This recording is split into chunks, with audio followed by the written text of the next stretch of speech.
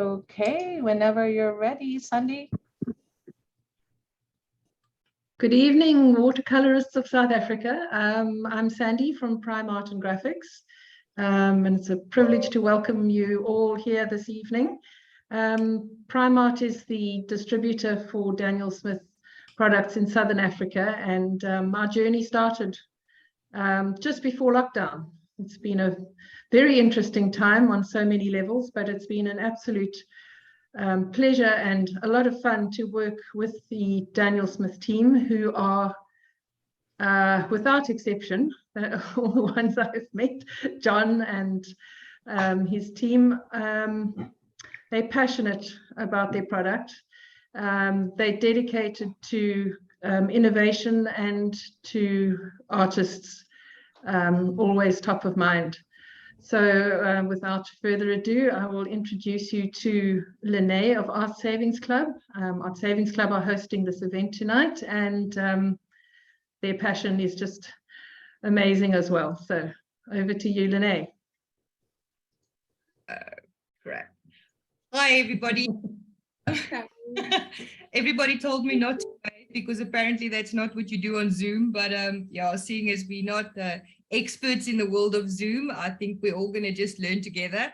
I am Lene from Artsavingsclub, and welcome to the very first Daniel Smith online demonstration in South Africa. So it's fantastic, and hopefully it's not the last one. We are very excited about this opportunity and looking forward to everything that we're going to be learning. As Sandy mentioned, our watercolor community is growing by the day, and we are learning with everybody. So yeah, we are very excited. Thank you for everybody who registered. We had a tremendous response, and people who are excited for the event and asking questions and things like that. And you also know that we had a wonderful lucky draw for a lucky person who registered for the event.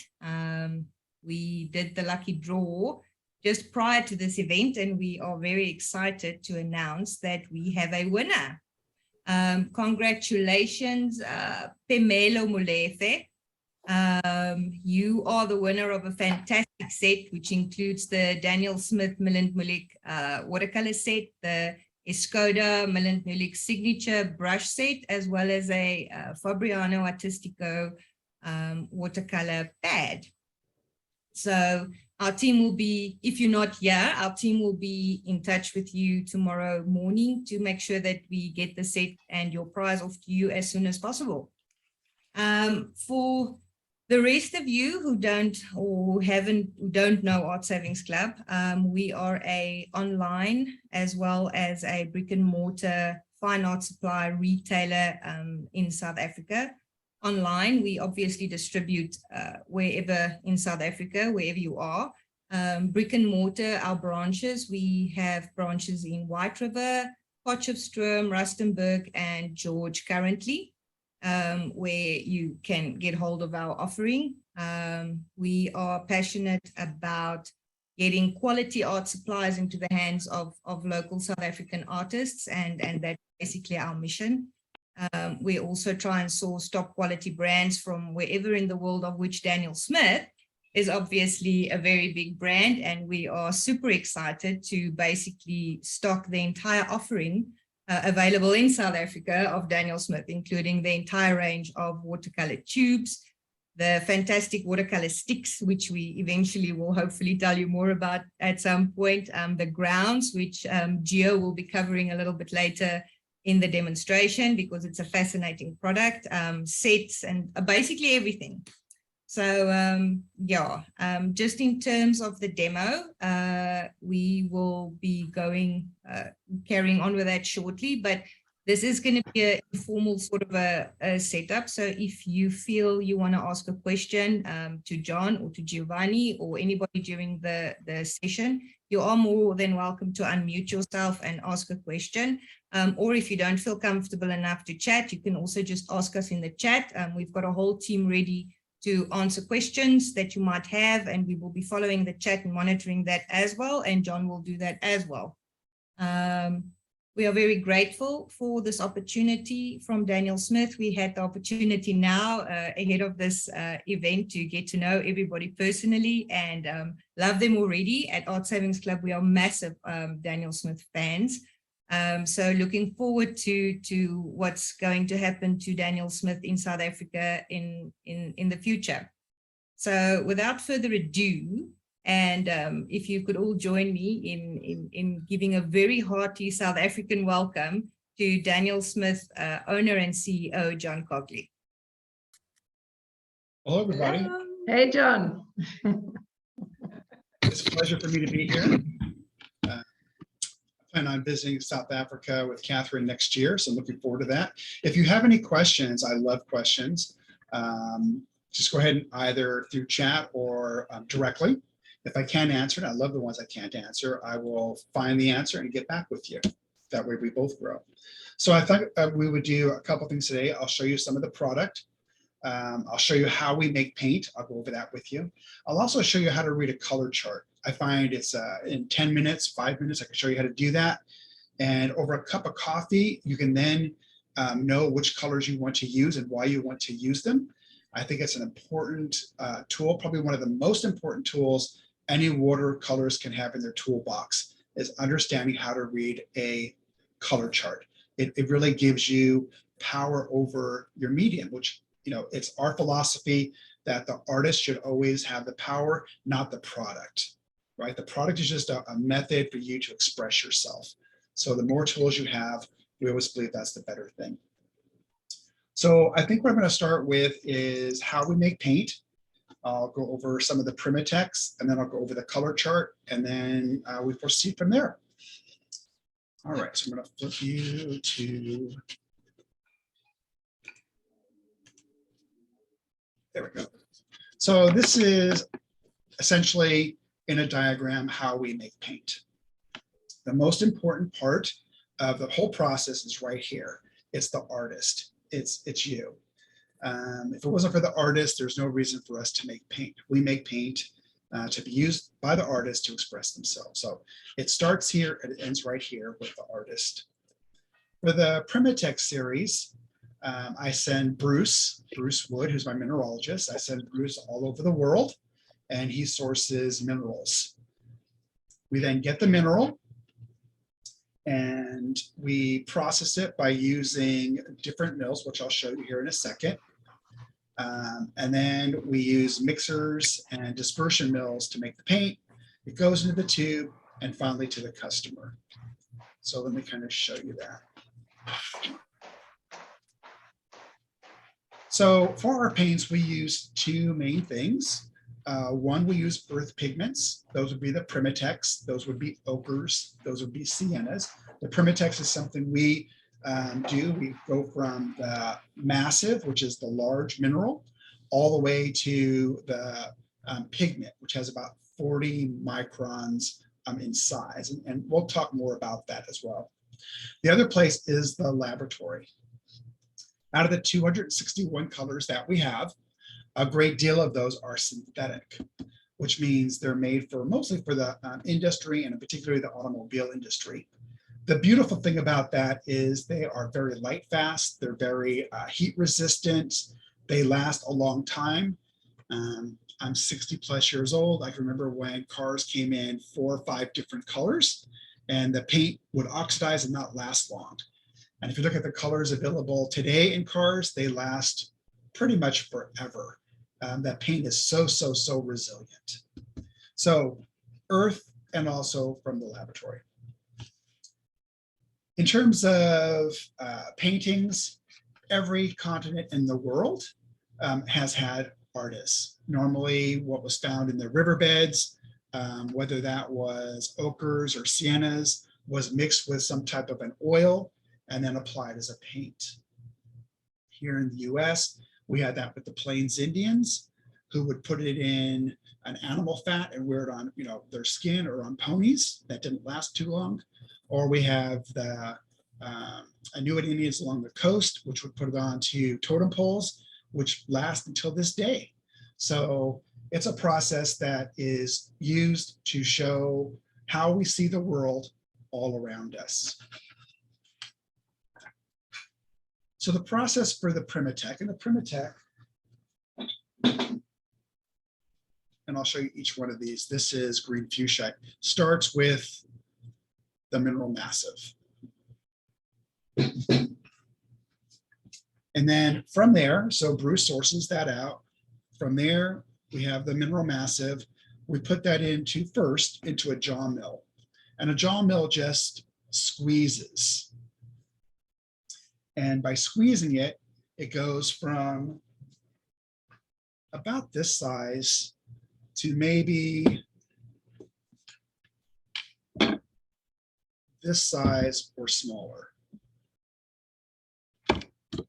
So it could even go to a size about this big right here.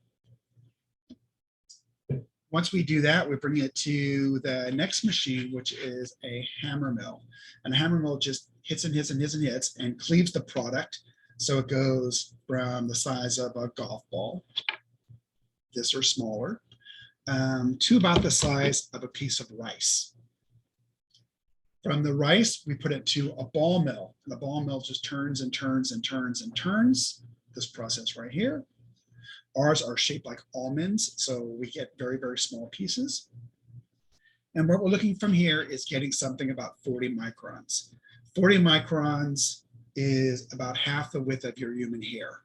It's 40 microns or smaller than human eye can't see. So that's kind of what we're looking for. That process can take months. And so people ask me all the time, it's, well, how come? Because many artists come from different parts of industry, and they'll say engineers mostly, will say, well, why don't you just smash it? And the reason that we don't smash it is we will destroy the crystal of the Primatech if we did that. For example, if you took granulated sugar, table sugar, and you put it up against the window, you can see all the beautiful colors because it's a crystal. It's a sugar. Right? So it's beautiful. You see blues and golds and reds. If you took confection sugar or powdered sugar, which has been smashed, and you put that up against the window, it's deader than a doornail. There's no life to it. So what we want to do is we want to cleave the crystal over and over and over to make it very, very small, yet not destroy the crystal itself. Because if you destroy the crystal, you don't get that beautiful refractive or reflective index that brings color and shows you all the beauty of color. So it takes a long time.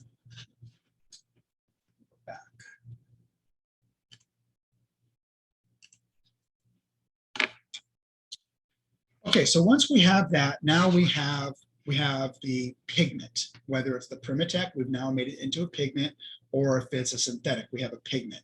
From the pigment now we can start making paint. And essentially it's almost like cooking. We get a vessel.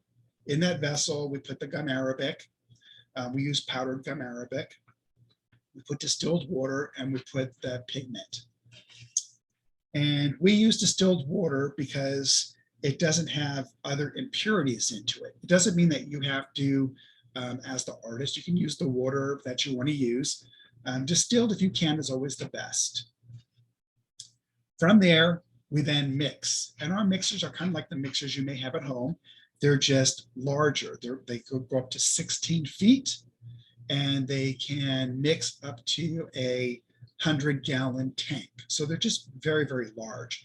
And all that is to mix the water, the gum arabic, and the pigment together. What we want to try to do is get from what we call an agglomerate. So much like your drying machine, when you get static electricity, particles are very, very small, and they want to be with each other. And if they're with each other, you get what's called an agglomerate. And this is an agglomerate. This is many particles sticking together. The bad thing about an agglomerate is you get light coming off all different directions. And with that, you get hot spots and cold spots, which is not what you want, not what we want. So what we want is we want to have this linear where we're getting the same refractive index across the paint film. That gives you maximum vibrancy. And this is all done through a 3-roll mill. A 3-roll mill has 2 mills that move in opposition, and it tears this agglomerate apart. And as it tears it apart, we're able to put gum arabic around each particle, and that allows us to lay it out linearly like this. And that gives the maximum brightness. And so that process can take quite a long time. Let me show you an example. So this is probably something that most of you know. This one is ultramarine blue, and this one is French ultramarine. And so people ask me, John, what's the difference between these two? Well, ultramarine blue, they're the same particle. They're pigment blue number 29, PB29. PB29. That's ultramarine blue, and that's French ultramarine. The only difference is the particle size. French ultramarine is slightly larger, ultramarine slightly smaller. So when the light wave comes down and hits these two particles, they behave differently. The smaller one, ultramarine blue, when the light comes down and hits it, it moves toward the green or the cool. When light comes down and hits the larger French ultramarine, it moves toward the red or the warm. And the only difference between the two is the particle size. So when I'm using a 3-roll mill, I have to be very careful that I don't change the particle size, because I can change French ultramarine into ultramarine, right? So to have ultramarine, I want to make sure I maintain the size of the particle so it stays in this red and warm, versus a smaller particle, which is green or cool. Okay, so particle size matters. So once I'm done with that, I then test it. I have a xenide photometer. I do this internally, and also I do it externally. And this measures for light fastness. So we have our own machine, and we also have industry do it as well. So we're doing double checks. We can make sure that one color matches the next, which is continuity of color, by using a spectrophotometer. The human eye just isn't, it can get you reasonably close. For many of you, for many people, it'd be difficult to see the difference between these two.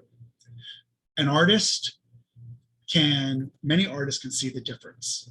To really see the difference, a photospectrophotometer or spectrophotometer does that. It gives you a light reading. And that's how we can have continuity between colors over and over. So for us, when we make a tube of paint, we put a batch number. It says who made it, when it was made, what mill it was used on, etc. And we will put X number of these into our retains. The chemist will put them away.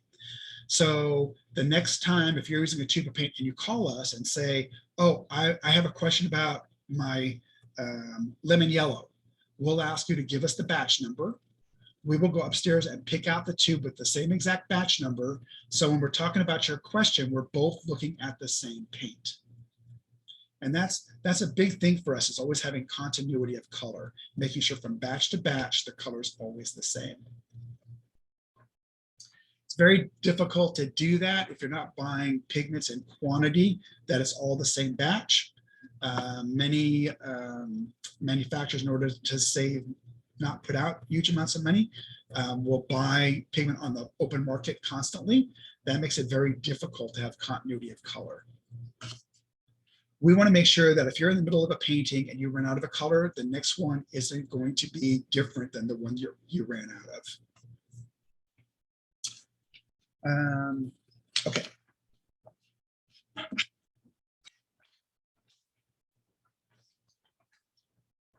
So we have what's called a Mohs hardness scale. A Mohs hardness scale just goes from talc, which is a 1, to a diamond, which is a 10. And many of the Primitex we use have a Mohs hardness harder than iron. And so they actually wear my machines out. It's very difficult to process a Primatech. They're very tough material. One of the things we're going to be going over today is we're going over granulation. And granulation, for the most part, is caused by either a difference in the shape or differential specific gravity. Something weighs different than something else. And a good example of this is moonglow. And this is moonglow right here, moonglow. And moonglow, as you see, is a granulating color. And that's because the moonglow has viridian, ultramarine blue, and anthraquinoid red. It's 3 pigments that are mixed dry, and they're encapsulated into one thing of gum arabic. So even though there's 3 pigments, they behave as though they were 1 pigment. And that's why you can mix it with more than 1 color and not get mud. But those 3 pigments have different weights. And so when you put them on, for example, rough paper, the anthraquinoid red stays up on top. The ultramarine blue kind of stays in the middle, and the viridian goes to the bottom. And that's how come you see granulation. So people will also ask me, let me see if I can get that better for you. People also ask me, John, would you get granulation on hot press paper, i.e. paper without tooth? And the answer is yes. It'll go more like a raindrop. So it will go out radially and not like this right here, which is going kind of like down a mountain slope of the rough colored or the rough paper. But if a color granulates, it granulates. It doesn't matter what paper you use, there's going to be a degree of granulation. So while we're going over Primatechs in a moment, I also wanted to show you one that kind of defies the rules. And that is, and I think this is a really beautiful color, this is lunar black. And lunar black kind of defies the rules of granulation because it is a synthetic pigment where all the particles are exactly the same size. So normally synthetic pigments don't granulate. And in particular, those things which all have the same shape, the same size, and the same weight don't granulate. And this does because these particles, which are nanoparticles, don't want to be near each other. And so because they want to move away from each other, they cause granulation. And so Erica's asking what black? This is lunar black, lunar black, lunar black. Okay. And it's the most granulating black that we have. You're very welcome. And this one was, there we go. This is moonglow. So the wash is a 1 to 10, 1 part paint to 10 parts water. And so is this 1 part paint to 10 parts water, distilled water. So you can see the granulation. Yes, lunar blue is very beautiful.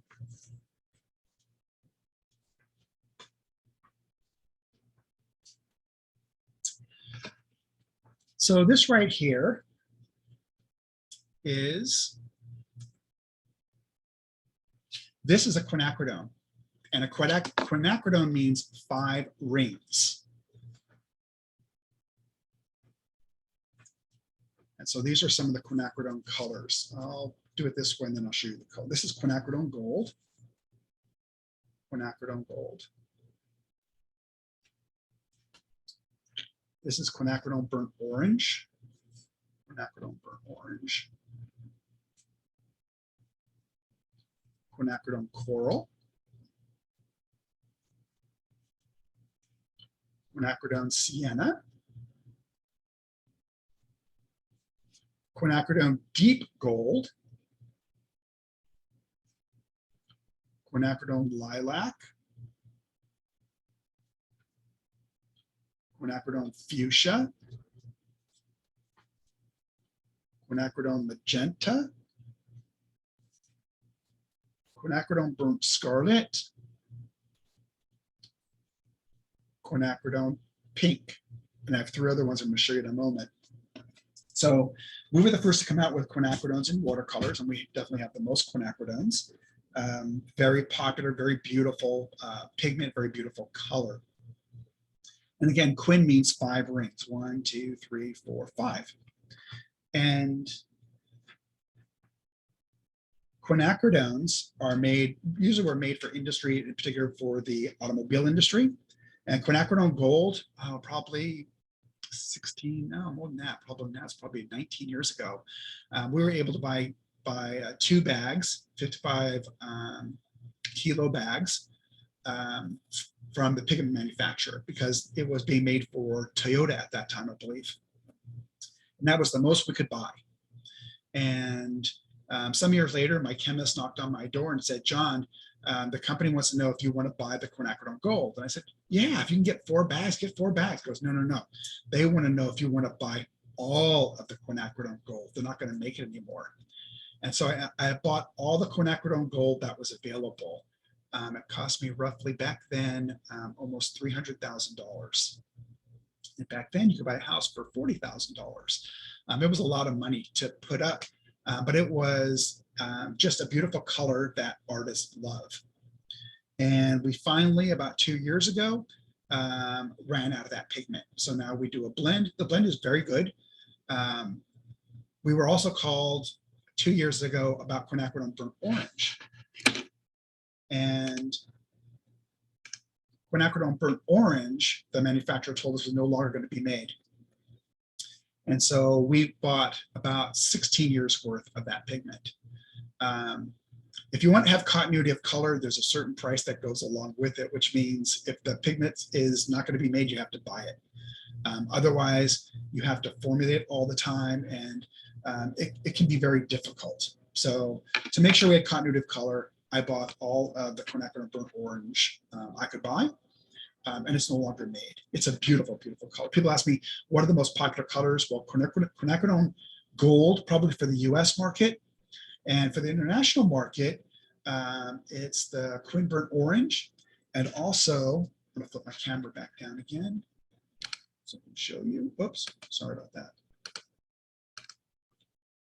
It's the Australian red gold. So Aussie red gold. So artists tend to paint, as most people, what's around them. So it's the colors you see around you that are used the most. So in Portugal, a lot of Piemontite. In Asia, lots of greens.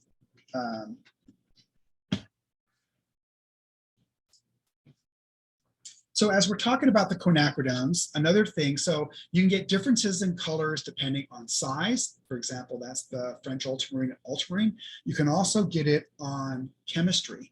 So here we have alpha and beta particles. These are alpha and beta particles on this particular molecule.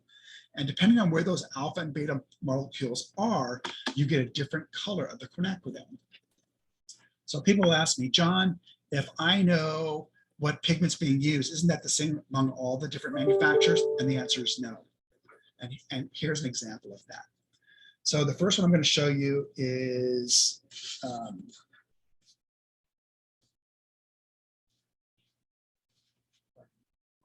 here we go. This is PV19. This is PV19, which means quinacridone violet. Right here. This is quinacridone red rose. This is PV19. So PV19, PV19. This is quinacridone red. This is PV19. PV19, PV19, PV19. Pigment violet number 19. So just knowing that doesn't mean that's the shade you're going to see. Right? It all depends upon the pigment and the structure of the pigment. So no, you can't go in just by knowing it's PV19. You can't buy it from somebody else and say you're going to get that color. Right? So it can be by size, it could be by chemistry.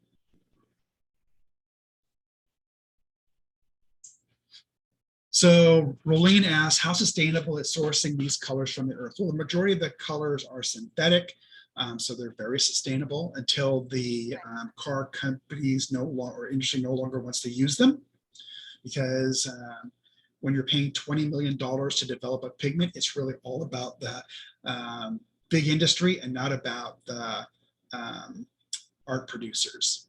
We're just not big enough to be able to do that. In terms of the Primitex, it's geology, so it's very sustainable. It's just time and pressure over time. So the big part, however, Rolene, is buildings that are put over the top of different areas. For US, for example, we were very big producers of minerals, but houses were put over the top of those. And once you put a house over the top of an area, that's kind of the end of the story. These are also produced. Actually, they are very sustainable. I'll go over that more when we go over the Primitex. Just in a moment. Particle size, just really quickly, this is a grain of salt. So on your table salt, that's table salt, one crystal. This is the human hair compared to a crystal of table salt. And this is about the size of ultramarine. So if you look at that size compared to the hair, you're seeing how small the particles can be. Right? You can't see them with your eye. They're just so small. All right.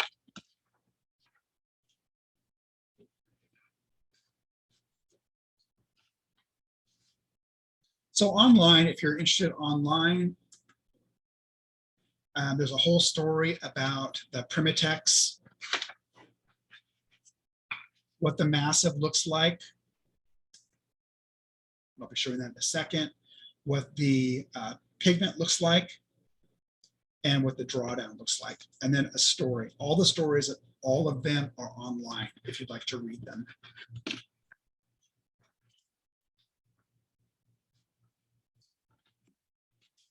Okay, so this is the color chart.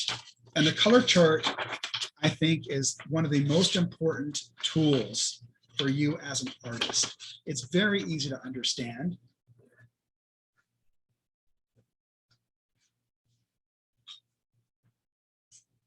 I'll go with you real quickly here. Let's see how we're doing at time.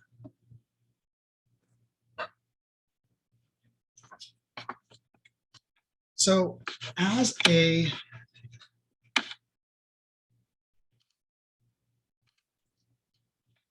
watercolorist, the world that you look at is dark to light. So you might not have known this about yourself, but as a watercolorist, you're very analytical and you're putting together puzzles all the time. If you're looking and you're going to paint me, you're looking and say, okay, the last thing I'm going to do, or Giovanni up there, is going to do the black, right? By the time you get to black, you better be done your story, because this is the end of your story. My hair, which is a gray white, this is kind of the start of your story. So it's always about tearing an image apart, and then you're putting that image back together from light to dark. It's very analytical, and you do it so well and so quickly, which is really so fantastic. The color chart just allows you to add another layer to that story. In a moment here, within 5 minutes, you're going to understand light fastness, granulation. We'll go over quickly staining versus non-staining, and transparency. And so over a cup of coffee, knowing that, you can decide what colors you want to use to be able to do your painting. I travel the world and I'll see someone in front of the display and I'll ask about colors, and they'll usually talk about the colors they love. And I'm thinking to myself, if you're doing a painting, to pick that particular opaque color, you need to be at the end of your story, because you're done once you use the opaque color. Or if someone's doing flowers and they want to lift, okay, what does that tell you right away? If they want to lift, they want a non-staining color, because you want to be able to lift off the paint. If they want to do a lot of layering, then you're probably looking at colors that are more transparent, because you can do more layers with a transparent color than you can a semi-transparent or definitely an opaque.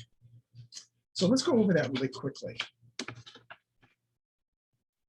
And again, please ask questions. I'm trying to read on the screen as much as I can, but you can ask questions directly too.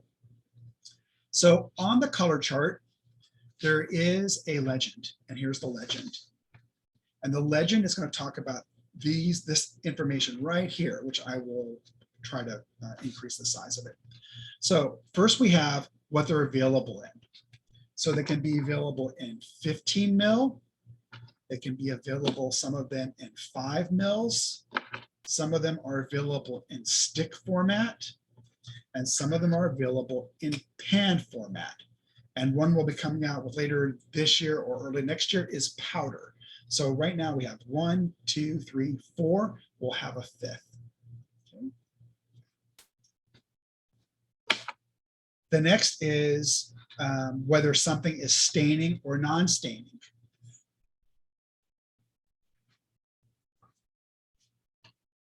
So here we have cobalt violet, and this is a non-staining color. I can get a wet brush and I can lift the paint off.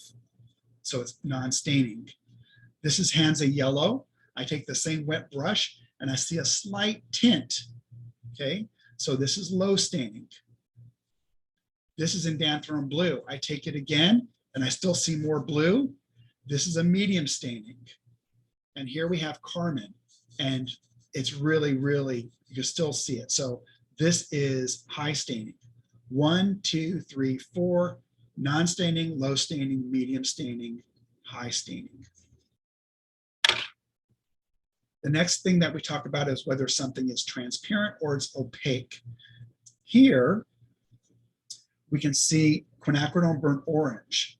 And this is quinacridone burnt orange put over this black strip. It's totally black because it's transparent, which means you can see through it. That's why you see so much black. For semi-transparent, which is permanent red, you see a little bit of red because it's semi-transparent. And then for chromium green, you see very little chromium green, and that's because this is an opaque color. So transparent, semi-transparent, opaque.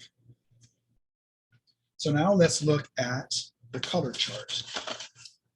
And we'll start with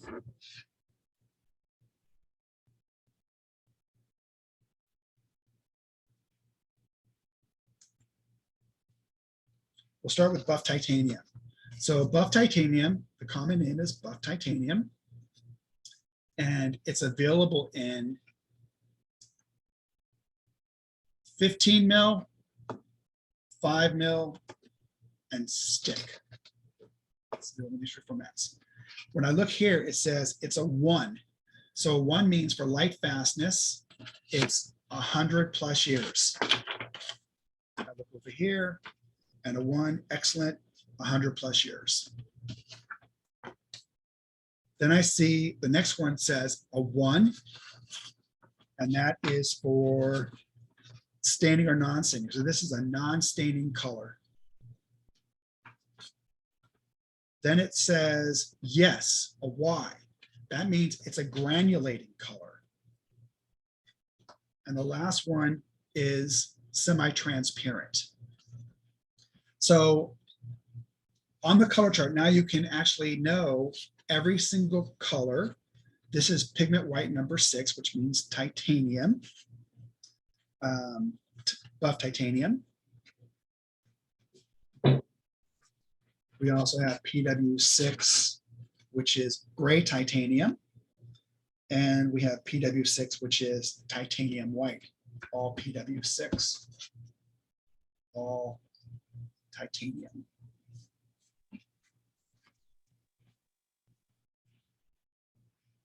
So the color chart shows all 261 colors.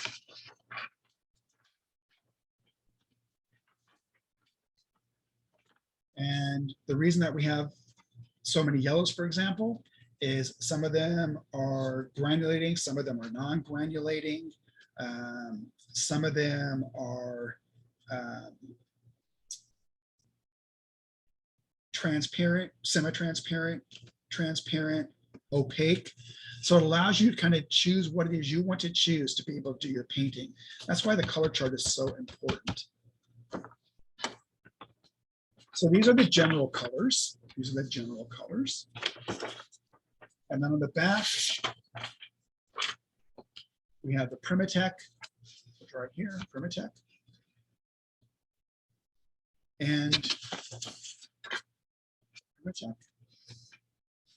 And the luminescent. So let me go over those real quick.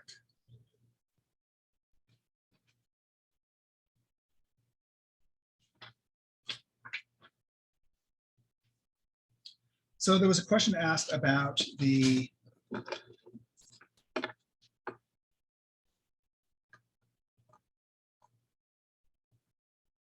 sustainability. And these particular minerals are being searched out by geologists for as specimens.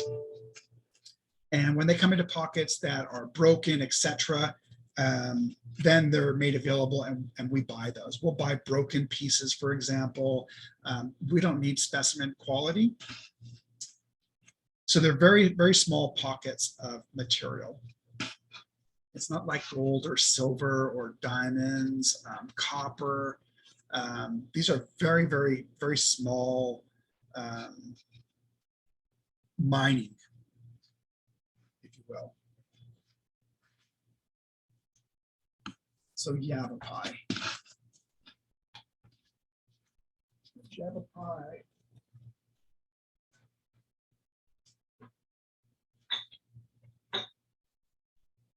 This is yavapai. So that's what yavapai looks like. This comes from Arizona. My father was in Arizona, so both Sedona and Yavapai. You think about the Grand Canyon, this is from the Grand Canyon area. So that's Yavapai.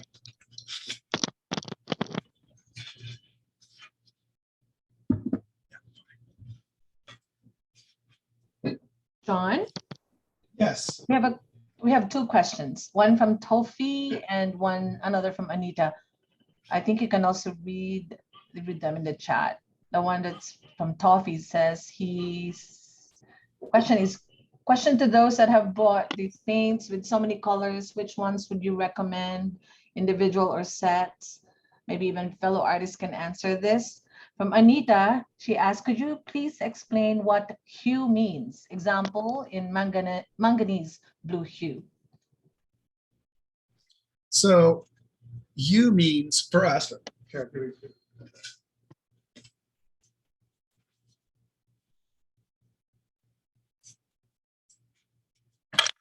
so this is right here. This is cadmium yellow deep hue. And the reason that we put hue here, it tells you as the artist, this is not a cadmium. Okay. Hue means this, while it looks like a cadmium in terms of its color, this is made up with high performance pigments that contain no cadmium. So we just put hue to say this is not what the word before it is. So I stopped using cadmiums probably 10 years ago. And I came out with a series of pigments that look exactly the same, have the same opacity, the same brightness, but do not contain cadmiums. And that's what I'm telling you by using the word hue here, that this is not a cadmium. So any label that we have HUE, it means it's not that thing. Okay.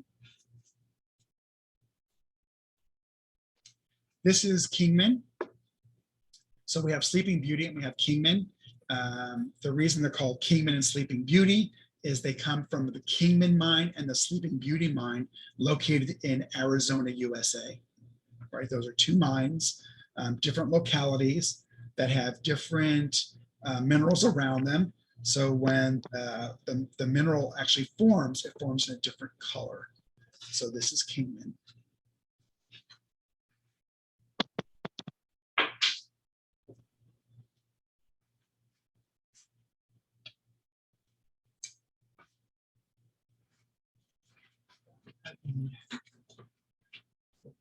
Just to show you this way.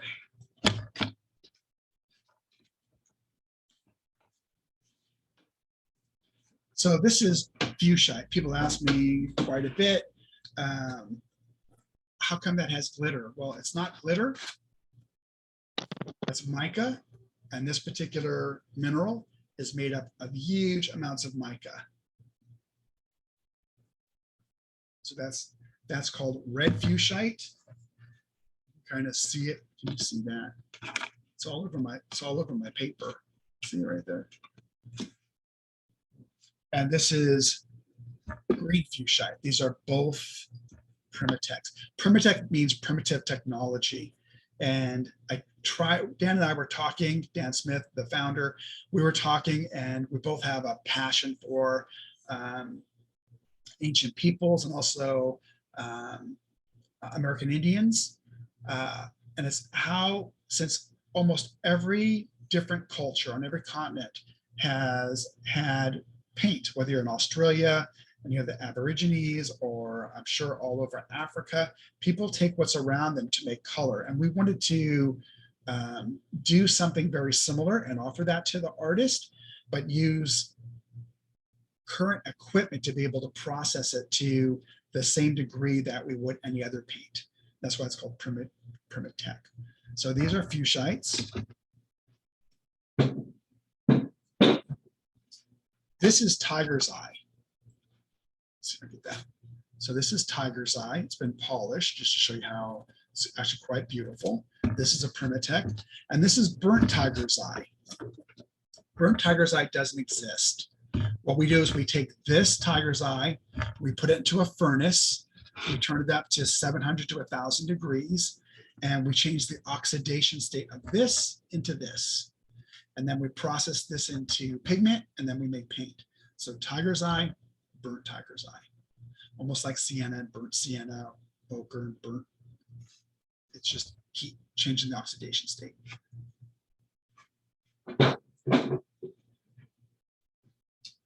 This is the original aquamarine. This is lapis. This is what lapis looks like. And this is Amazonite. Amazonite. So these are granulating colors because you can see there's other things in association with this mineral.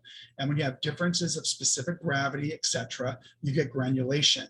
So when we have a synthetic granulating pigment, for example, the lunar black, or we have the moon glow or the shadow violet, it's because there's either more than one pigment that's in that particular color, or there's a difference in weight or size. We do not add a chemical to make something granulating. It's either that is the behavior of the pigment itself, or it's a Primatech. So we don't add any type of substance to make our materials granulate. It's all about the pigment. John, there's Yes. a question from Jojo. He or she wants to find out the difference between quinacridone gold and quinacridone deep gold. He said they're both made with the same pigments, but according to the color chart, kin gold is granulating and kin deep gold is non-granulating. And Yeah, they're not made. They're not made with the same pigment. The quin gold, that's not available anymore. So they're not made with the same pigment any longer. So they're made with, it's made with quinacridone, but it's not the same.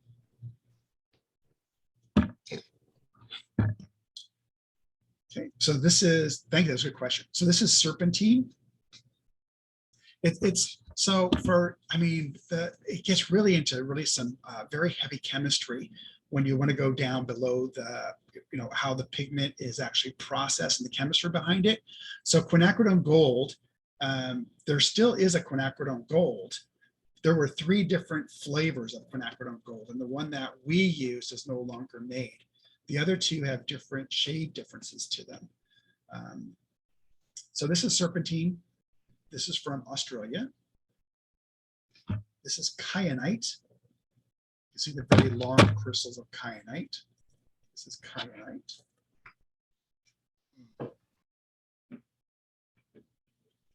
This is one of our newest permatex. This is red jasper, and red jasper is from India. If you've been to India and you've seen the countless temples, which are gorgeous, a lot of them have red jasper. So red jasper is everywhere. It's like in the US, finding hematite. Hematite is everywhere. This is pipestone, Minnesota pipestone. It was found in South America. So we knew there were trading routes because this is what they made peace pipes from, Minnesota pipestone. So it's used for peace pipes.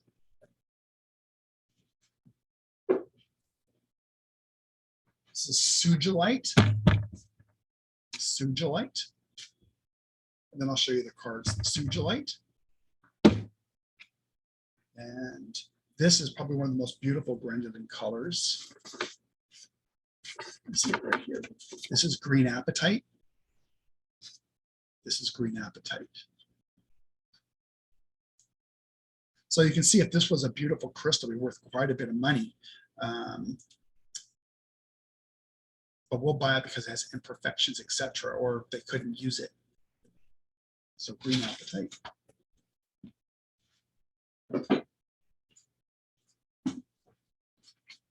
This is black tourmaline. Black tourmaline. This is bronzite. Bronzite. These right here. These are garnets. This is garnet and matrix. These are garnet crystals. So we'll get it this way, but we'll also get it as that's a garnet crystal. So you can see the difference in the sizes.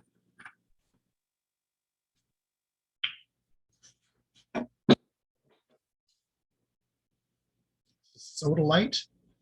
Sodalite.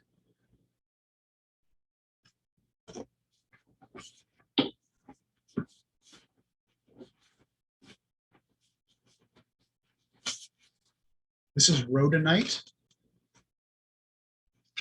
So that's rhodonite. I'll show you another example of rhodonite.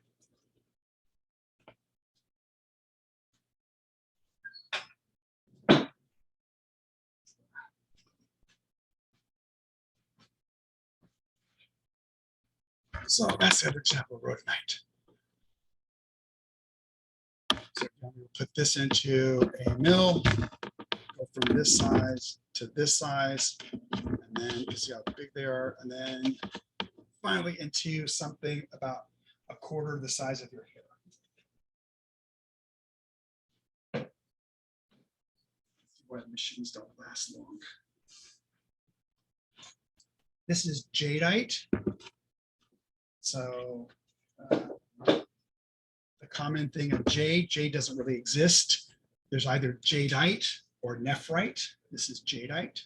It's beautiful. It's kind of an interesting mineral in that it's always cool. If it was 120 degrees outside, you put this on your face, it's cool. It's always a very cool mineral. It's a really pretty mineral.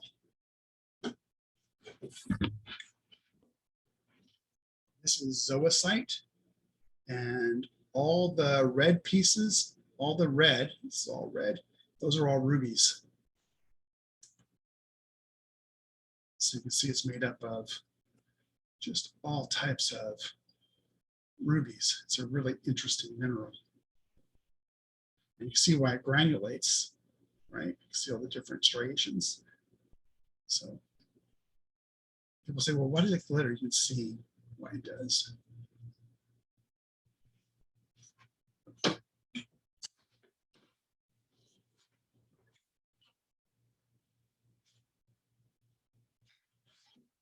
So this is hematite. Heme meaning blood, so hematite. We have various different types of hematites. You can see all the crystals. This is everywhere in our Midwest and in our North states. There's just huge deposits of it.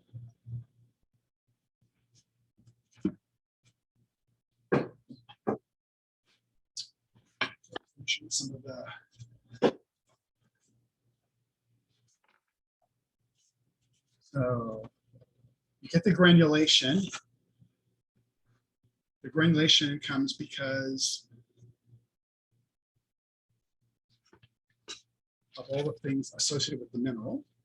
So there's green apatite, there's bronzite, we saw black tourmaline. This is zoisite, one with the rubies. That's rhodonite, purpurite. Mayan blue is a primatech, but it's a primatech because the history of how the pigment was made. It is not a mineral you can hold in your hand. It is a indigo infused into a clay, and it's the same process that the Mayans used. So this is another hematite, hematite violet. It's hematite genuine. Piemontite, very, very, very popular color. Beautiful granulation. This one is sugilite. I saw that one. This is the tiger's eye. Amethyst. This is the kyanite, that long crystal. Hematite burnt scarlet.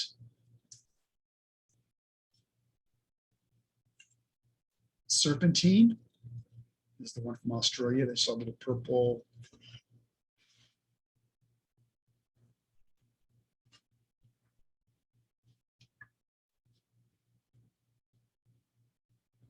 This is the red jasper. This is Sedona. Sedona is for all of you that have ever been to America and to Arizona, Red Rock country. So this is Arizona Red Rock.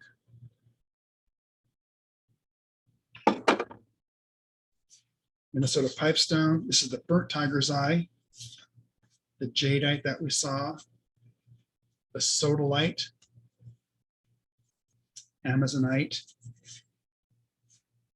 Sleeping Beauty. This is the fuchsite. Lapis. The lapis is 80%, it's about 80% purity level. We do that ourselves internally.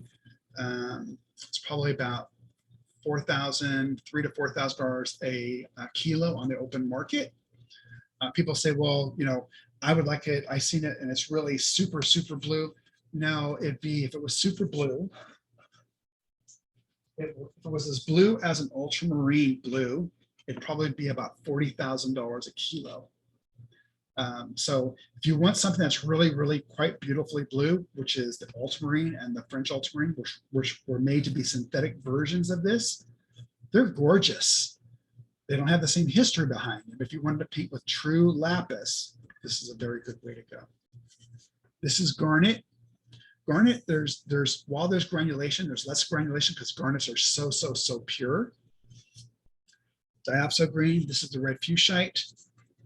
Bloodstone, and that's it. So lastly,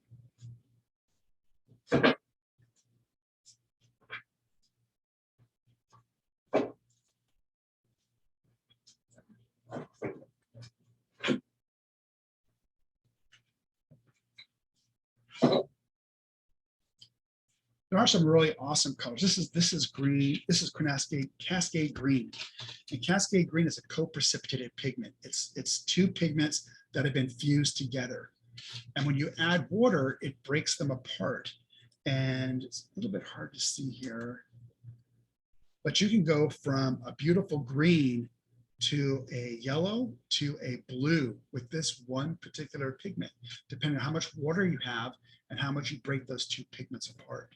So really very neat. The other co-precipitated pigments are the cadmium hues are they are also co-precipitated pigments. It's really awesome color.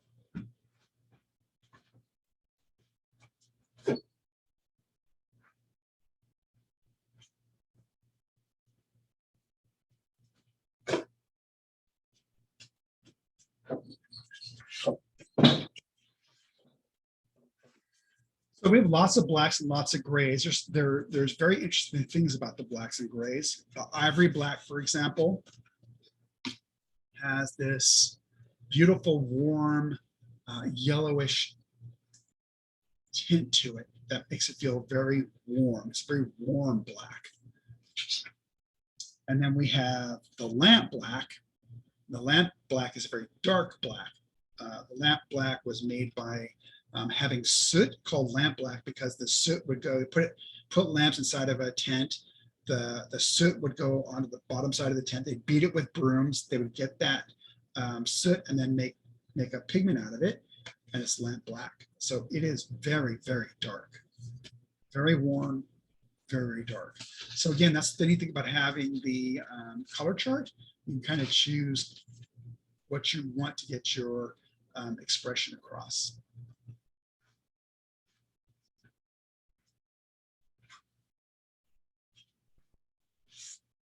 So the one thing that you find in the synthetic world is you find very bright colors.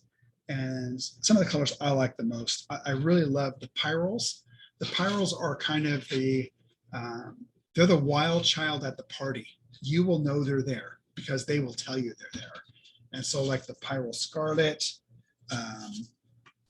and the pyrrole red, very, very, very, very vibrant. And then ones that are also vibrant, but just a tad under it, are the perylines.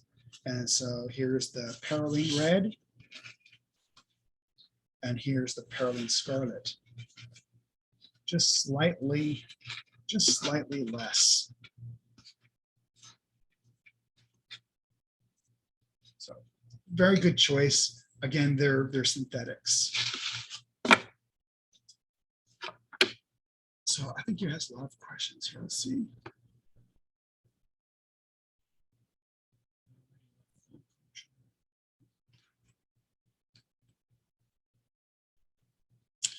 So, you know, Toffee says, question to those who have bought these with so many colors, which one would you recommend?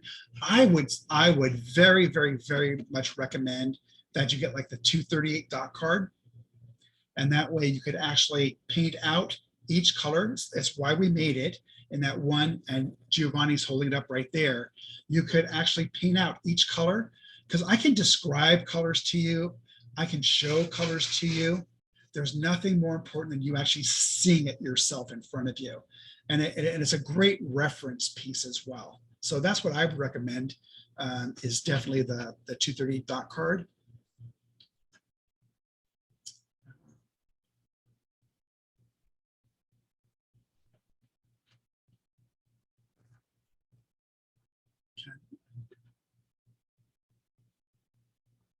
See, Marinka, cadmiums can be toxic, but technology is so good these days that you can get a cadmium color that is just as bright as real cadmium. Yes, so that's one reason I moved away from cadmiums, is to come up with a hue that was just as bright, just as opaque, and had no downside. So absolutely.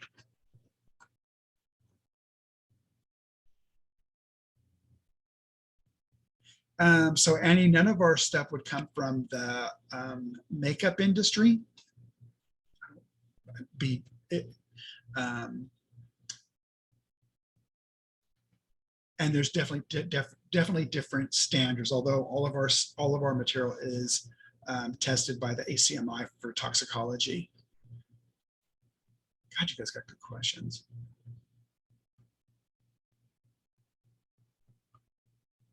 You can actually talk to me directly right now if you want. I'm trying to read your question, make sure I get back to you on what you're asking here. If not, I will get back to you independently.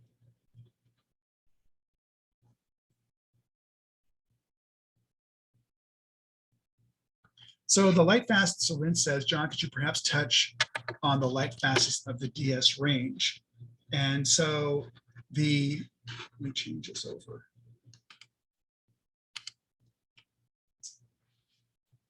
The majority of all of our colors are light fastness 1, which means 100+ years. We have some 2s that are 100 years. There's only 2 that we have that are fugitive. And One of those is alizarin crimson. And alizarin crimson is a coal tar derivative, and it was used by the masters. That's why we still have it. Professors who are very knowledgeable, etc., have their students use it to paint just like the masters. For those of you that didn't want this fugitive color, 20 years, etc., you could have the permanent alizarin crimson, which hits it pretty much dead on, but it's permanent. So 100 plus years, 20 plus years for the alizarin crimson. The only other one, so there's only 2 out of the whole line, is opera pink. And opera pink I made for the Botanical Society. I didn't want to make any type of fugitive colors. And they said, you know, we take pictures and then we destroy the art. We do it for books. So I said, yeah, you're absolutely right. So we came out with opera pink. It's a very beautiful color. It's 2 different pigments. There is a fluorescent along with quinacridone magenta. Even when the fluorescent goes away, which if it was in bright sunlight over time, it would go away, you'd still have the quinacridone magenta stay behind. But anything this bright is not going to last. It'll last quite a long time, but the fluorescent will go away. So those are the only 2 that we have. It's an excellent question. And again, we use the xenon phaedometer, and then we also send out of house to the same company that ACMI uses to test. So we do 3 different tests for light fastness. I don't think anybody in the whole industry does 3 tests for light fastness. It's also how we get the numbers to have our color map, the C-Lab colors. John, I think Irene raised her hand earlier. Irene, if you're still in the room, you may proceed with your question. Yeah, she's still in the room.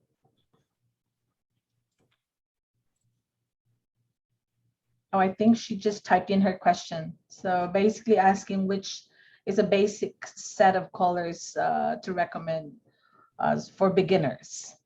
You know, I think the really good one is the, I have it here.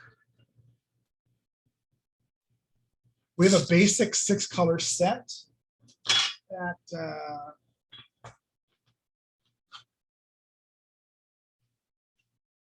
it's right here. It's the essential set. And from the essential set, we went over it probably 2 times last week. There's a whole series of colors that you can create with it, but it's a very, very good set to start with. And if you want another one, there's also the Permatex set.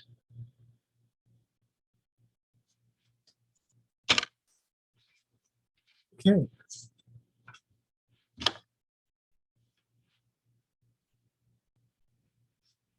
You have great questions. So I'll go through the questions and I will get back to those of you I didn't get back to. Is there anything else that you would like to ask me? I don't paint. It's something I would like to start doing. I do photography, but not paint. I spend a lot of time with my chemist creating new colors. We're always looking at new pigments. There's always new pigments that come into the industry. So always looking at new color, but no. What is your favorite? Oh, my favorite. I probably like the Sleeping Beauty turquoise. I think it's very beautiful. Lindy just raised her hand. Lindy, would you like to proceed with your question? I just want to say thank you so very much for this wonderful information. I've learned a lot, and I'm so impressed with that set that you put up with the 2 yellows, 2 reds, and 2 blues, because that's what I use. And I've been using them for 25 years. Awesome. Thank you so much, because this really, it reinstated what I've been using all the time. Thank you very much. And I hope that we can get your colors now in South Africa. Thank you very much. Thank you. There was another, do we plan to extend the sticks more? Yes, we're actually coming out with 11 new sticks this year.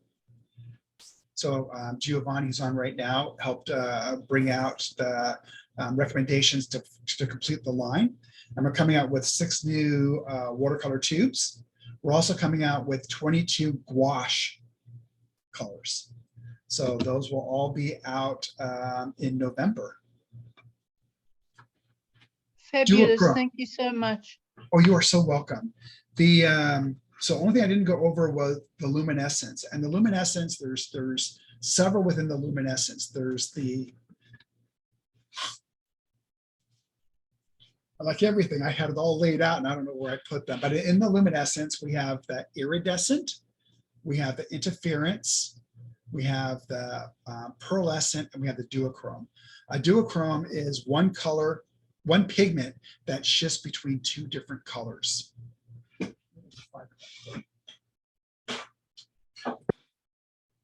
Giovanni, I'm going to take like 3 minutes of your time real quick. Is it okay?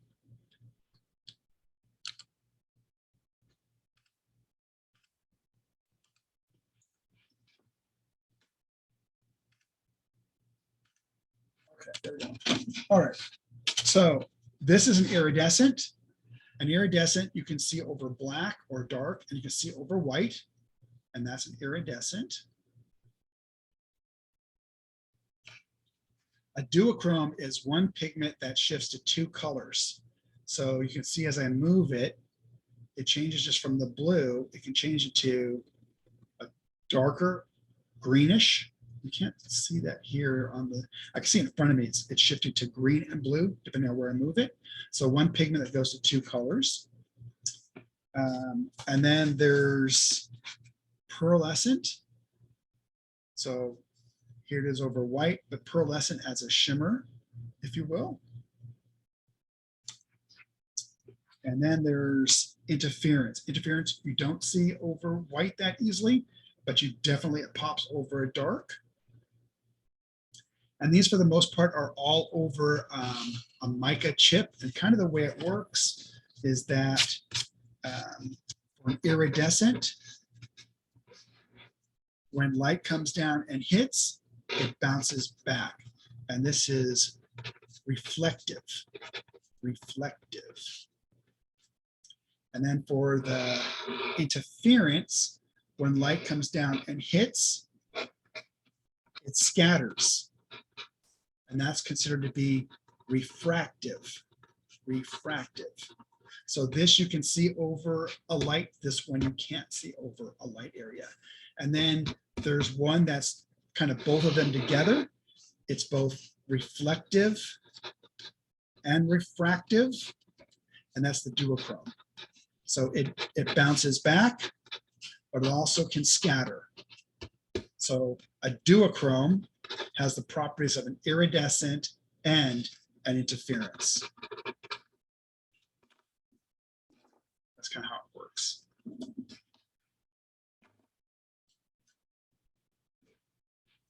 Yes, they've been used for bird feathers, insects, butterflies. Some artists used to, when you look at our eyes as humans, you look at a partner that's next to you, you'll see our eyes always catch light. There's always light in our eyes. And many paintings will have dead eye. They'll just be dark. And so a lot of artists are putting iridescent or an interference to show that little spark of brightness in our eyes. Sticks, I call them a pan in your hand, in that you can paint off the tips. You can actually, artists will actually blend off the 2 or 3 or 4. Rajat has 9 in his hands when he paints, and he paints beautiful birds. So he'll actually mix off the ends of the tips. Giovanni will create wells in his sticks, and he'll paint from inside the wells. Some use it, I've heard different things. Some use it to break when they're maybe stuck. They will use a different form to come from a different approach and increase the creativity. They're used as a creativity tool. So it's been fabulous. Normally, you know, I can go on for 2 or 3 hours. You've been just phenomenal. Thank you for all the great questions. I appreciate it so much. I look forward to visiting in beautiful South Africa next year. So thank you all very much. Thank you, Lene. Thank you, Sandy, Andre. Thanks, John. It was lovely having you, and we've learned so much, and we can't wait for you to come and visit us. Awesome. Thank awesome. you very awesome. much, John. You are so welcome. Thank you, everybody. We have Gio on standby, John, for a demo. Okay. Yep. Are you ready, Gio? Yeah, Okay, I'm we're ready. on spotlight. Thank you, Giovanni. It's great to see you. Thank you, John, every time. Thank you all. Thank you, Lynn, and Sandy, and you, and Artsavingsclub for the opportunity. And thank you, John, for supporting me in every time and every year. You are so I try to my best to apply the watercolor ground. This is a beautiful, beautiful tools for the artist. This watercolor ground is a primer, is a polymer acrylics, and is a perfect for all surface for applying the watercolor. Is available in a 6 color and in a various size. This is a Mars black, titanium white, is pearlescent white, transparent, buff titanium, and the beautiful iridescent gold. Okay. This is a small part of the many surface application. This is a on wood. This is an industrial wood MDF. This is on cardboard with best thickness. This is glass and plastics. The most important before applying the watercolor ground on the surface is the preparation of the surface. It's similar to all the primary brand, all the primary in the world. For the best result, it's very, very important to apply and read the rules of the product.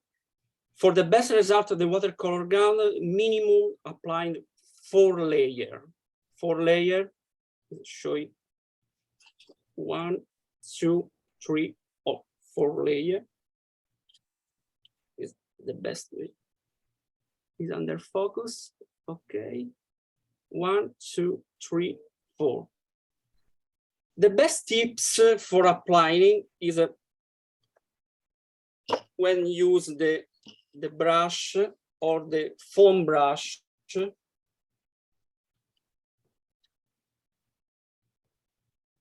or the sea sponge for create the texture, the surface texture. When you use these tools, foam brush and simple brush, sorry, create on the surface this.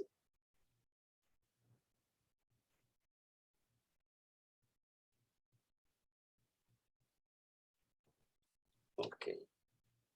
It's most important to cleaning the surface. For example, for the glass, cleaning with the civilian cleaner and with the towel, very, very clean. Is remove the grease on the glass, for example. On the wood and plastic or cardboard, using the sandpaper, is an ultra fine sandpaper, or use the whole steel on the wood, because deleted, especially on the wood, deleted the skin wood before they applying the watercolor ground. And the sanding surface is important, especially on the wood, sanding on before the first layer and the last layer, not send it to layer, because when applying the second layer, is create the connection. And when apply the third layer, create another connection. The fourth layer is connection.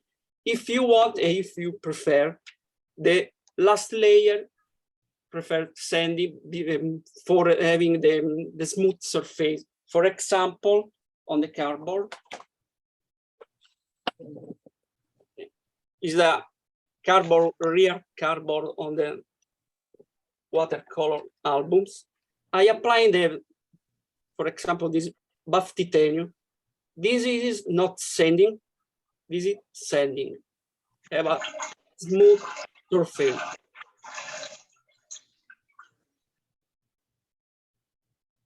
When I apply the watercolor is the different way. Okay, now I prepare the surface. For example, okay, I explain. This is on the glass, iridescent gold on the glass. I have applied the third layer, 3 layer. I use the sea sponge, tap, tap, tap, tap, because I prefer to have the little texture. Is not totally covered because, for example, I use the light. It's transparent. It's very, very transparent. Don't use the light, it's covering. It's very, very beautiful for decoration, the base, glass base or ceramic base or ceramic pot. And for example, I use the titanium white on glass and on aluminum and glass. And one of the question many people, is possible to remove the watercolor on ground, for example, in this case, in titanium white? Yeah, but not completely removed. It's very, very beautiful surface.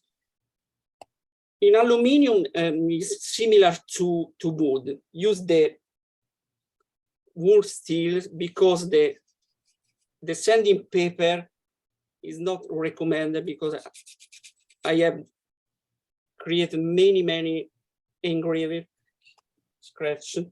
Or for example, for sanding this surface, I use the sanding paper sponge because apply many pressure for prepare this surface. Another tips on glass, I use this transparent watercolor ground, and plastic is not iron and not steel, but is a plastic cup. And apply the Mars Black 3 layer with the sea sponge for create the texture. Show the texture. Or if you want the small brush, apply these two. Okay. The one of the recommendation when apply the watercolor grounds, waiting and naturally dried, minimum 25 well, a day, a layer, sorry. In the summer, the watercolor ground drying very fast, but drying in the top, in the surface, but inside it is drying very slow. It's important dry to layer. It's possible. The question is possible to cleaning the surface when I finish. I recommended no, because the watercolor is possible to remove, but the watercolor ground I have a strong glue inside. Is very strong. It's possible tinted the watercolor, especially the titanium white, for example, create the pastel tone and apply completely on the, if you prefer, in the surface. For example, I created this wood box only with the ground, not painting the watercolor. I tinted the watercolor ground inside. I created the first surface on Mars blacks, and I used the titanium white for the tint, the various color.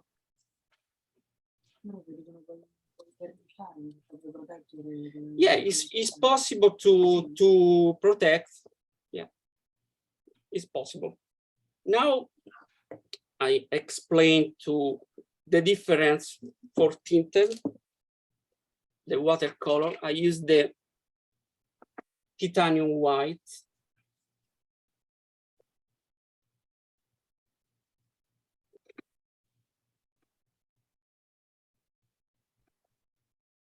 When I use the watercolor ground, my recommendation, don't use the watercolor brush, for example, squirrel or natural brush. Use the synthetic brush because for the cost and for the best result. Okay. Now I use the tinted, I use the quinacridone gold with the sticks. Take brush.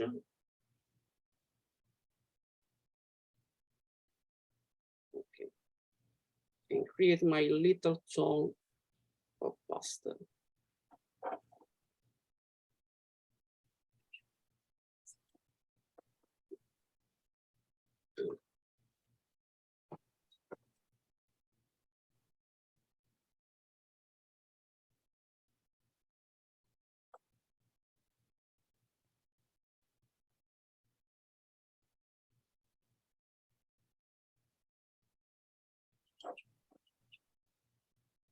Okay, this is the titanium white with quinacridone gold. Is a beautiful tone, pastel tone. Apply, for example, this in two different wood, industrial wood and plywood. When apply the layer, it's important the sense of the brush strokes. It is possible to me, but for the best result, apply in the burst, in the way, same way. And the best tips when apply the layer, use the brush, only the weight brush, not apply the pressure, because with the pressure I remove the layer applying before, only gently, because this is a tip for remove the brush strokes. And important, the second layer, use the crossing. The third layer, change. The fourth layer, change. For example, I show it on the canvas. Many layers. These are 4 layers.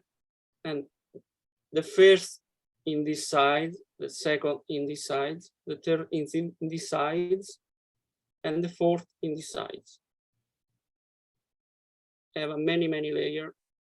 This is a titanium white, Mars black, buff titanium, iridescent gold, pearlescent white, and transparent.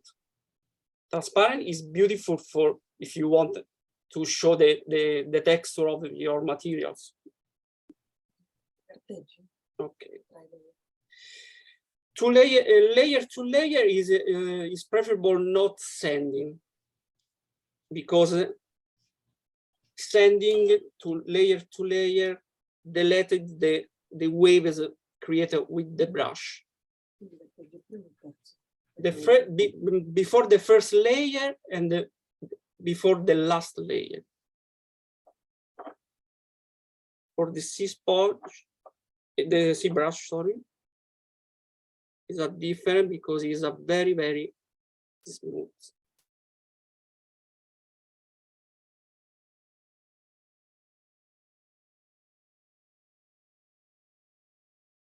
Okay.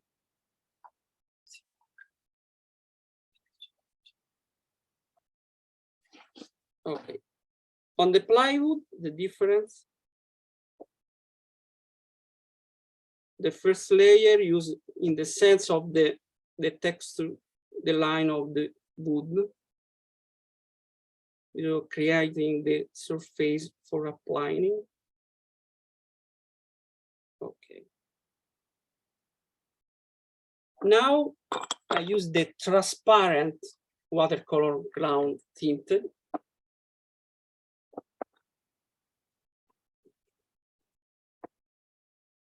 And show the difference.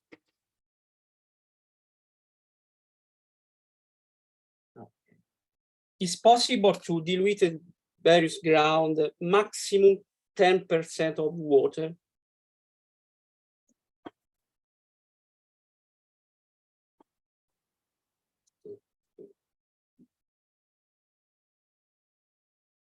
I use the vinaigrette on gold.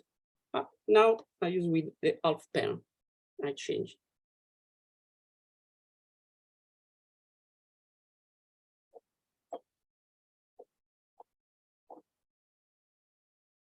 Okay.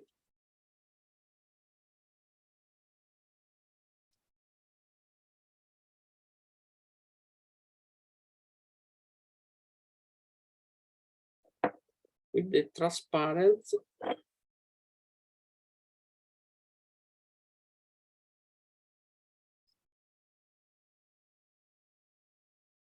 it's perfect because if you want to show the surface,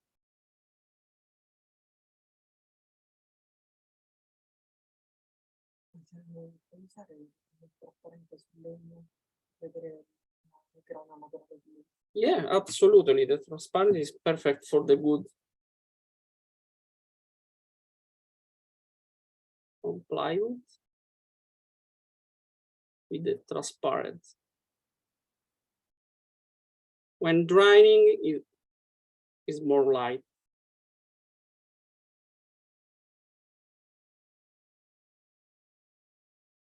This is the difference with titanium white tinted and transparent tinted with quinacridone gold on plywood and industrial wood.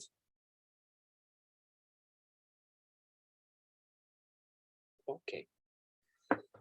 Now I use the watercolor ground on watercolor ground.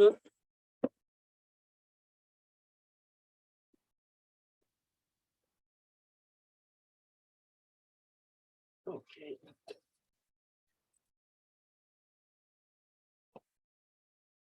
This, perfect. This is buff titanium and Mars black. I use stencil. In this case, I use the iridescent gold for applying with the sea sponge. And now this is how I use or duochrome or iridescent watercolor. Okay, iridescent gold, iridescent gold.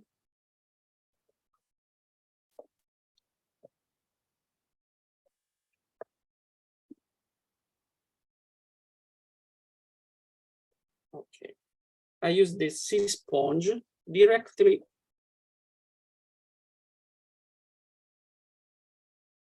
The cuts.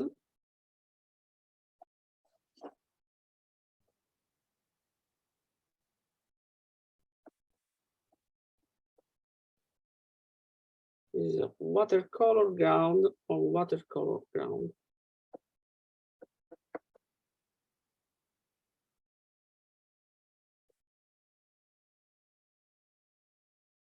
This sponge is perfect for create a texture. In Italy, called the orange skin texture.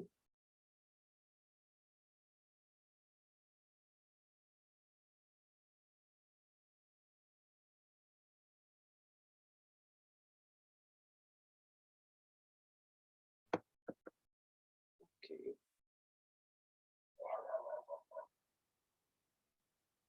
When prepare the surface for this, for example, it's not necessary the 4-layer, for example, but 2-layer is okay if you prefer.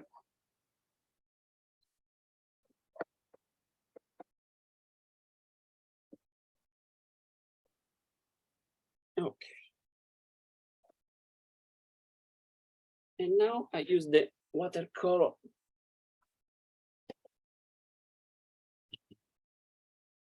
Iridescent. Now I use the watercolor brush.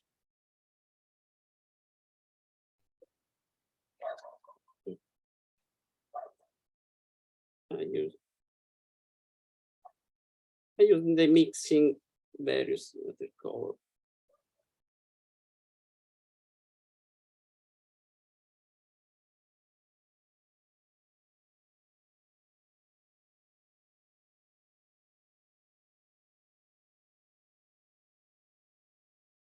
Or I use the Aztec gold.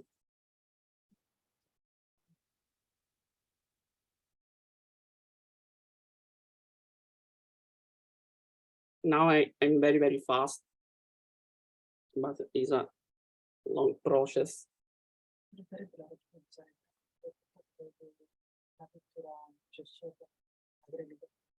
Because the ground is perfect for the watercolor. The gesso is a different.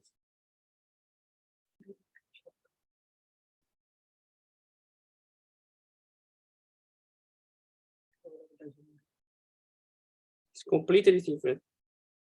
Because the best question is possible to paint on the ground wet on wet? Yeah, it's possible. With the gesso, no.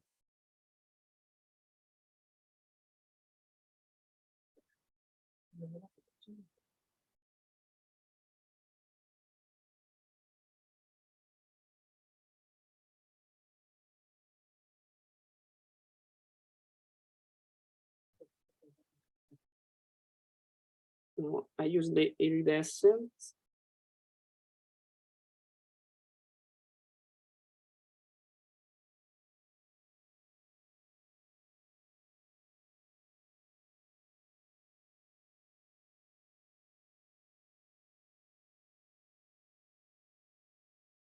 Okay. And I remove in this case.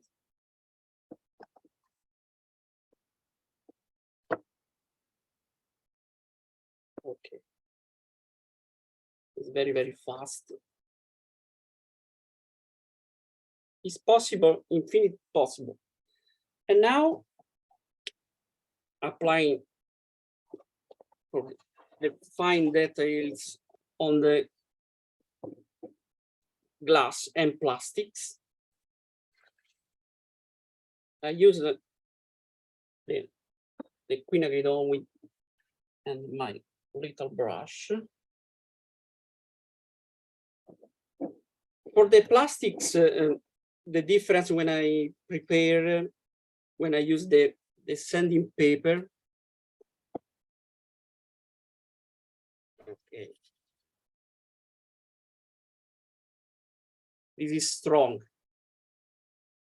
but I use the wool steels. It's very, very soft. The precious stone, but it's very, very soft. It's different. It's better to use. And for the details, for example,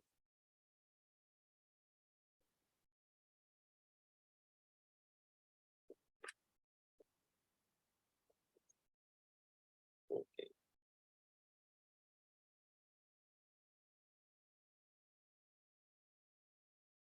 It's a very beautiful surface.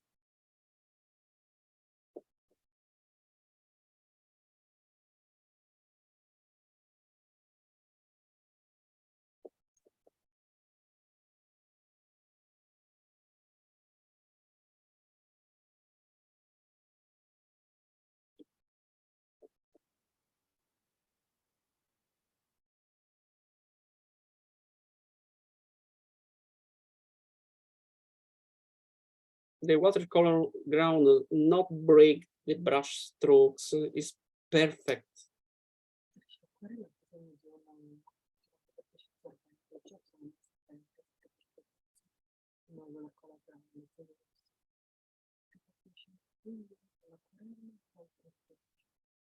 Yeah, the watercolor ground life is for the whole surface if you want.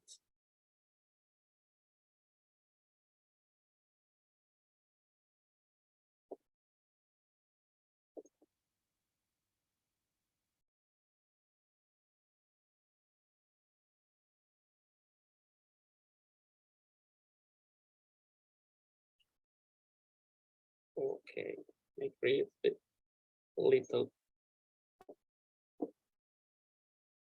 flower.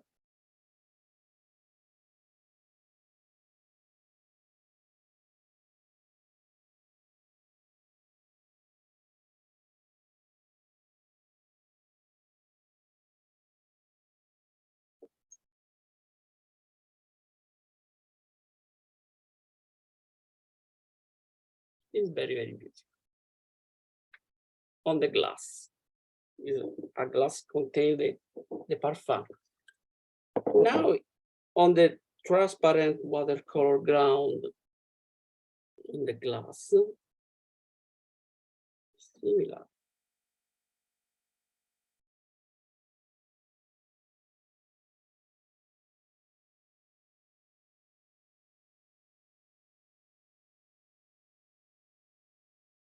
It's a beautiful because I use the big brush strokes and tinted the glass.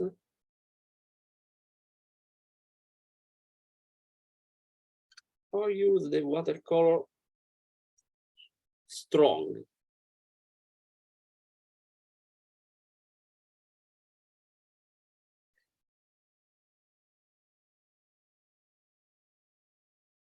Okay. On the plastics, on Mars Black, I use the iridescent gold directly and create. Oops.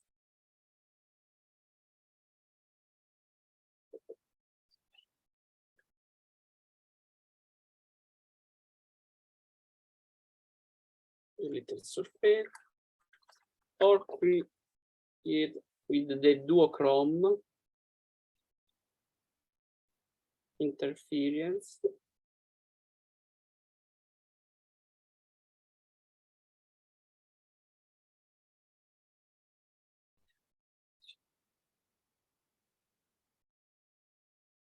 It's possible to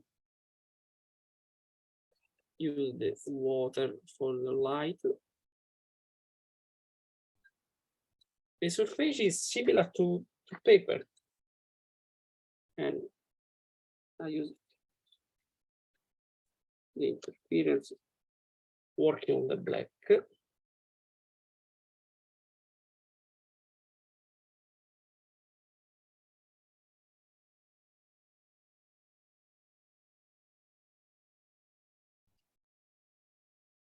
Okay.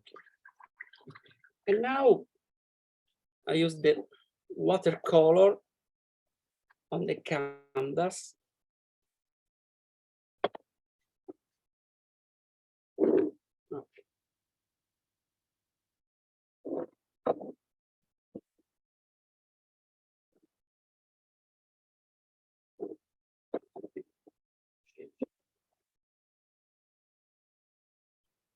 I use the various brush strokes, interference, duochrome, iridescent.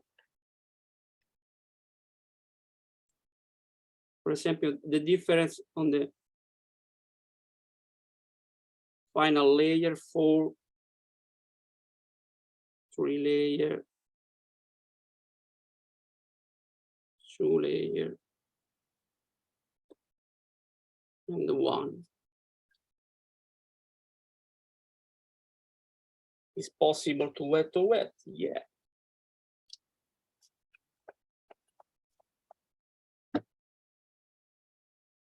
apply another.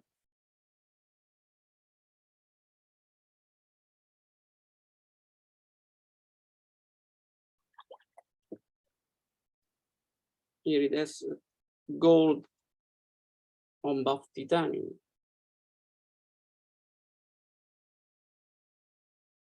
Applying wet on wet, only the water.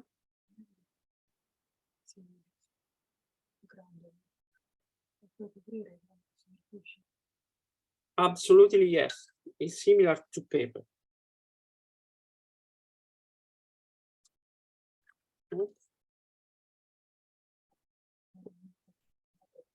The copper with one of these is covering 1 meter square.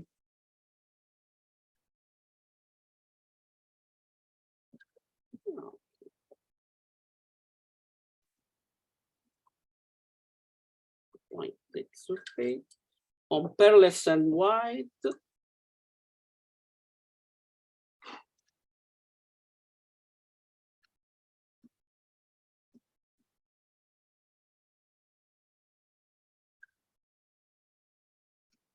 The gold and transparent. I use the sticks.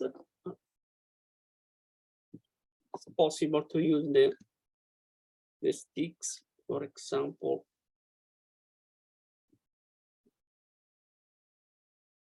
But the sticks is considered is not a pastel, but is pure watercolor.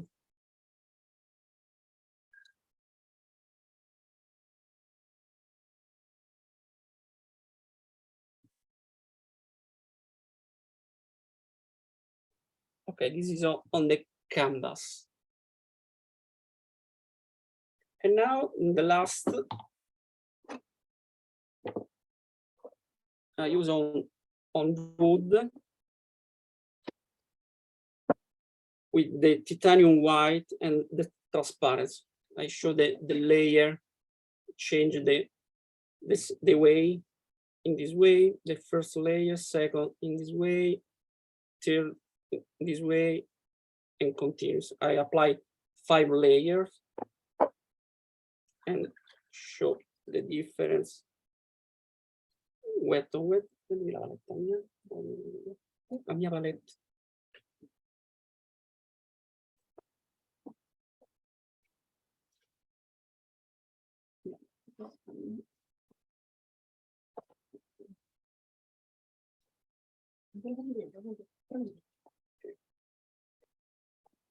I use, for example, the color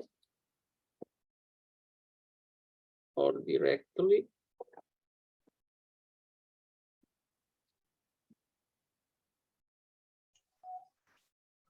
Or using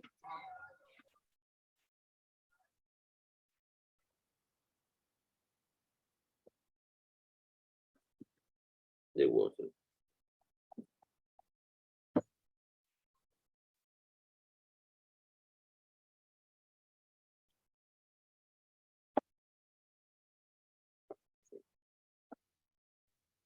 On the transparent, now for example, I use my palette dot card, lunar black.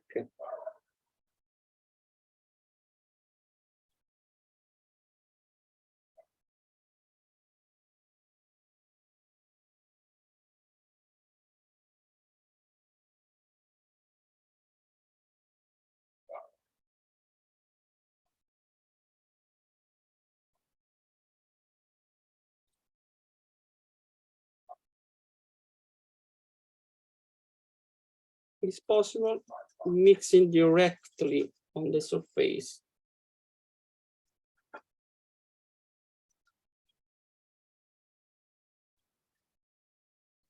Okay, it's very, very versatile.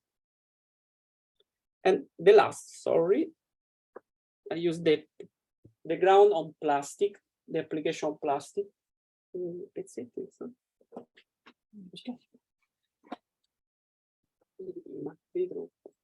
quelli di prima. Sorry. Sì. Okay. For example, explain the question, the lean. I send in the surface in sanding paper, apply the iridescent gold, for example, with sponge for create texture.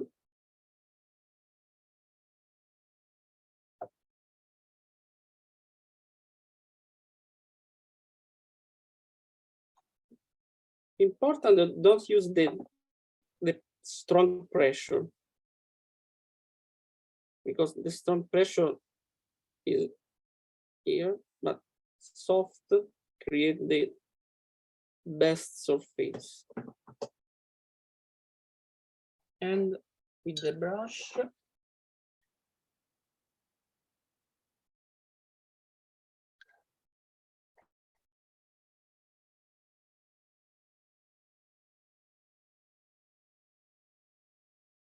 in this case, I use on the opposite way. And this case is the best.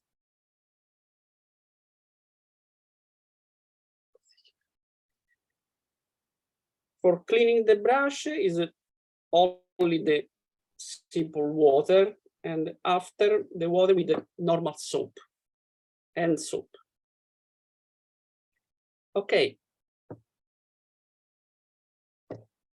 Is all. Thank you for is a basic element for application of watercolor ground. Thank you, Lynn, and thank you, John and Artsavingsclub for this opportunity. And thank you all for following me. Thank you, Gio. We absolutely loved it. And I think you opened up a whole new world and showed people what to do with grounds and how versatile it is and what a wonderful medium it can actually be. So we appreciate your time and your effort and the whole Daniel Smith team. And thank you so much for spending this evening with us here in South Africa. I know many of our customers and Artsavingsclub family has come off better for the knowledge that you shared with us. Yeah. Linnae, I think just before we end the session, there's a very good question from Jo Marie, and I think we could invite John again. We could spotlight John just to help answer the question on the ground.